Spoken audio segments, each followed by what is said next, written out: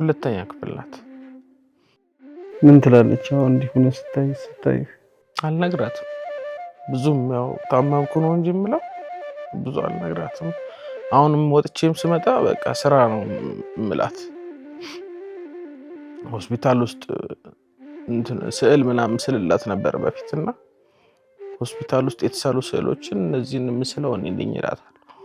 እንዳታቅብኝ ሰው ነገርም ሁሉ ለበጎ ነው፣ ሐዘን መከራው ለጊዜው ነው።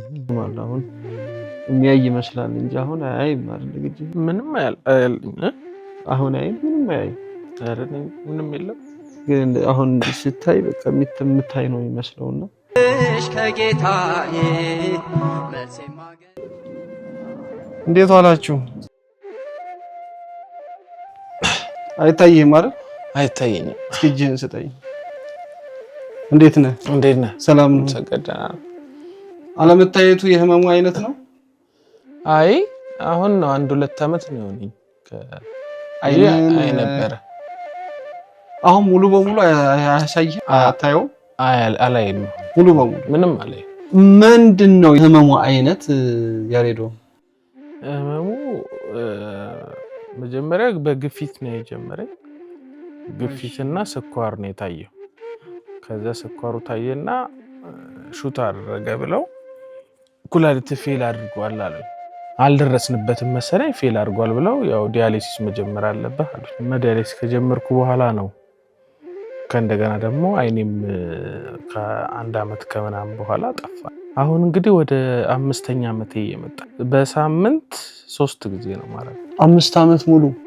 አዎ 5 አመት። ባለቤቴ ነች እንግዲህ እየተሯሯጠች ያለችው። ያው አንዳንድ ሰዎች የሚያግዙኛል ጓደኞቼ ምናምን አልፎ አልፎ።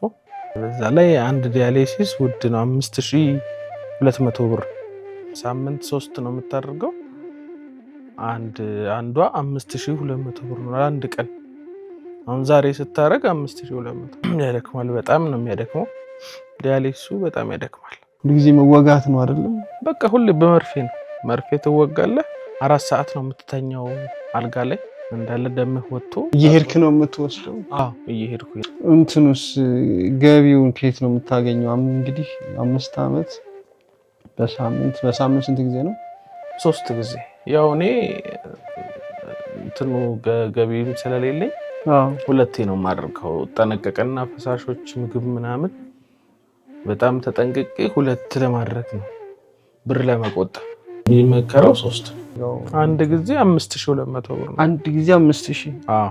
በሳምንት 3 ጊዜ ማለት 2 ጊዜ ማለት በሳምንት 10000 ብር ግዴታ ያስፈልጋል። 10000 ብር ግዴታ ነው በቃ። ሊያውም ተረሳው ምናምን የሚወስደኝ ካገኘው የታክሲ ምናምኑ ማለት። የታክሲው ደግሞ አለ የራይዱ አለ። ራይድ አለ። የት ነው የምትወስደው?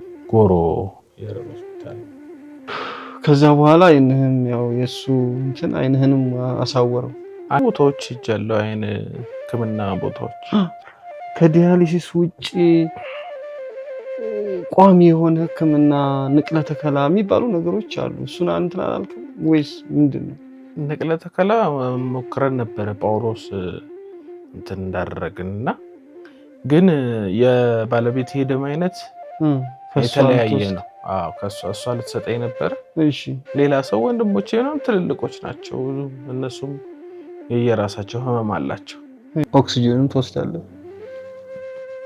አዎ ኦክሲጅን ደግሞ ሳምባዬ ነው። እዛ ያየው ኦክሲጅኑን ሳይ እሱንም ትወስዳለህ? ኦክሲጅን አልችልም ብዙ መቆየት።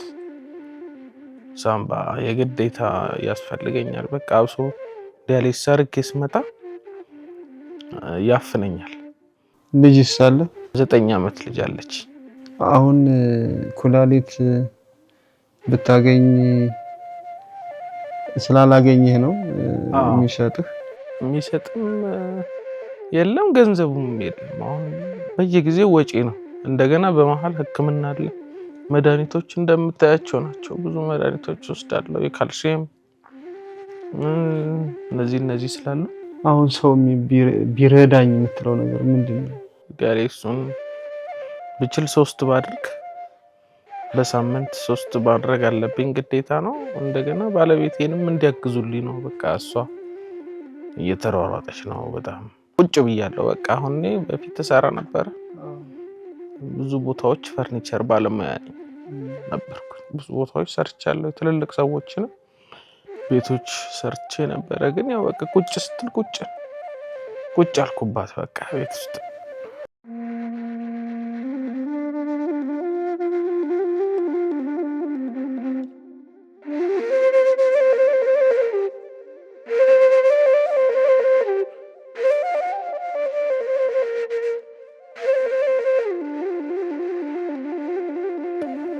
ትምህርት ቤት ትማራለች ልጅ?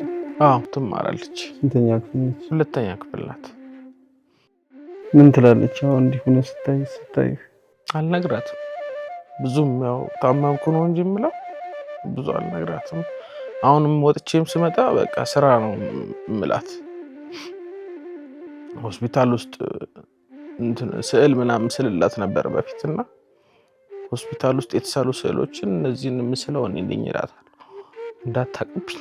ሰው አሁን እሺ እሷን ሊያግዟት ይችላሉ ማለት ነው። የምታገኝበት ውጭ ብትሄድ ምናምን ኩላሊት የምታገኝበት ነገር ቢመቻችልህ አሁን ቢያንስ እንግዲህ አይንህ እንዲህ ሆኗል። አሁን የሚያይ ይመስላል እንጂ አሁን አያይም አይደል? ግጂ ምንም አያልኝ አሁን አይን ምንም አያይ አይደል? ምንም የለም። ግን አሁን ስታይ በቃ የምታይ ነው የሚመስለውና ብታገኝ ሁለቱንም ሕክምና ብታገኝ አይንህ እንዴት ነው? ለአይንህ ተስፋ አለው አሉ ሕክምና ህንድ ሀገር ነው። አንድ ዶክተር ደረጀ የሚባል አለ ምኒልክ የሚሰራ ህንድ ሀገር ነው ተስፋ ያለው። ህንድ ሀገር ብትሄድ እንደው ግን ሳይጠፋ ነበረ በፊት ነበረ እንጂ አሁን ላይ ብሎኛል እሱ።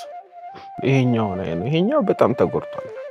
እንግዲህ በዚህ ምድር ላይ ስንኖር ነገ ምንም እንደሚያጋጥም ትልቁን ፓርት ኩላሊት አጥቷል። ኩላሊቱ ፌል አድርጓል። የዛ ህክምና አለማግኘቱና መፍትሄ አለማግኘቱ ወደ አይኑ ሂዶ አይኑም አሁን ይኸው ታውሯል። የአንዲት ልጅ አባት ነው። ባለቤቱ ተሯሩጣ በሳምንት 3 ጊዜ መሆን የሚገባውን 2 ጊዜ 5 ሺህ ብር በሳምንት 10 ሺህ ብር እንግዲህ በዚህ ዘመን ታውቃላችሁ የታክሲ የራይድ አለ። ቤት እዚች እንግዲህ የምታዩት ክፍል ውስጥ ነው ያለው። ልጁ ትማራለች። 5 ዓመት ሙሉ እንዲህ እያደረገ ቆየና እግዚአብሔር እንግዲህ የነገውን አናውቅም። እንደው ለ4 ጊዜ ለ2 ሳምንት እንኳን ትሆናለች። ቤተሰቦቼ እስካሁን ድረስ ብዙ ነገር አድርጋችኋል። ለሚታመመው ደርሳችኋል። ለተጀመረው ቤተክርስቲያን ደርሳችሁ አስመርቃችኋል። የታመመውንም ብራችሁን ልካችሁ አሳክማችኋል። ለምለው ነገር ሁሉ እየደረሳችሁ አድርጋችኋል። ለአሁን ያሬዴ እችን ለ2 ሳምንት ለ1 ሳምንት እንግዲህ 1 ሳምንት 2 አይደለም የሚያደርገው ሌላ 10 ሺህ ብር በአካውንት አስገባለሁኝ። እንደዚሁ ለበዓል የጠየቅነው ነበረ። ከዛ ከጠየቅኩት ውስጥ ነው 10 ሺህ ብሩን እንካ በእጅህ ሌላ 10 ሺህ ብር ደግሞ በአካውንት አስገባልሃለሁ። እግዚአብሔርን የሚወዱት እንደ ሐሳቡ ለተጠሩት ነገርም ሁሉ ለበጎ ነው። ሐዘን መከራም ለጊዜው ነው። እግዚአብሔርን ለሚወዱት እንደ ሐሳቡ ለተጠሩት ነገርም ሁሉ ለበጎ ነው። ሐዘን መከራው ለጊዜው ነው። እዚህ ተወቅቶ በጣም ረጅም በጣም ያማል። ሰሩልኝ መጀመሪያ ይሄን ሰሩልኝ። ይሄኛው እንትን አለ ተበላሽ ፌል አረገ። በግራጅ ግራጅ ፌል አረገ። ከዛ እዚህ ጋር ደግሞ ሌላ ድጋሚ ተቀደድኩኝና ይሄን ሰሩልኝ። ይሄን ከሰሩልኝ በኋላ እያደገ ደም ስሬ እያደገ ሲመጣ ደግሞ ደም ስሬ ወደ ውስጥ ወደ ጀርባ የሚሄድ ነው። ከዛ ይሄንን እንደዚህ ከዚህ